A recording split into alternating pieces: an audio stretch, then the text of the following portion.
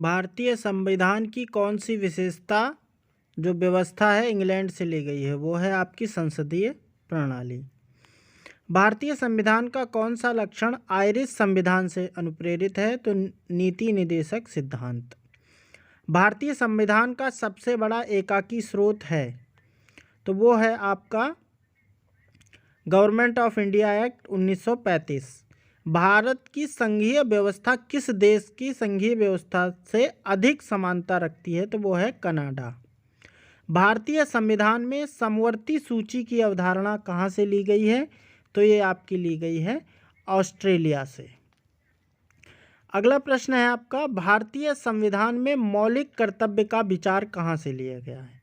तो मौलिक कर्तव्य का विचार रूस के संविधान से लिया गया है। भारतीय संविधान में सम्मिलित नीति निदेशक तत्वों की प्रेरणा हमें किस संविधान से प्राप्त हुई है? तो वो हमें प्राप्त हुई है आयरलैंड के संविधान से। भारतीय संविधान में मौलिक अधिकारों का उल्लेख करते हुए निम्नलिखित में से किस देश का अनुसरण किया गया है? तो ये मौलिक अधिकार अमेरिका से। ठीक है, अगला है, भारत में सरकार की संसदीय प्रणाली कहाँ से ग्रहण की गई है? तो ये ब्रिटिश संविधान से। अगला प्रश्न है, कानून के समान संरक्षण वाक्य कहाँ से लिया गया है? तो ये आपका लिया गया है अमेरिका के संविधान से। भारतीय संविधान में आपात संबंधी उपबंध भारत शासन अधिनियम 1935 और डैश के संविधान से लिया गया है? तो ये जर्मनी के बीमर संविधान से लिया गया है।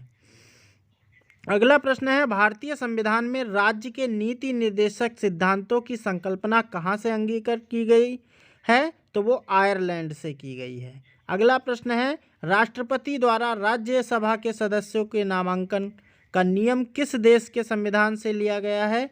तो ये आपका लिया गया है आयरलैंड के संविधान। भारतीय संविधान में उल्लिखित स्वतंत्रता और बंधुता की संकल्पना किससे प्रेरित है? तो ये फ्रांस के संविधान से प्रेरित है।